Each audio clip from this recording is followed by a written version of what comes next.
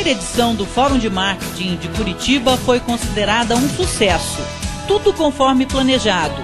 Recorde no número de participantes e troca de experiências entre o mercado local e grandes empresas. Ao final do evento, quem mais ganha são os profissionais e estudantes das áreas de marketing e comunicação, que receberam aqui dicas valiosas para a conquista de vagas no atual mercado de trabalho. Um sucesso, como vocês puderam ver. Novamente a gente procurou cuidar de todos os detalhes, oferecer um evento que hoje já é referência na região sul em termos de conteúdo, em termos de proposta, e dizer que os preparativos para a 4ª edição ano que vem começam desde já. Contamos com a presença de todos e até lá.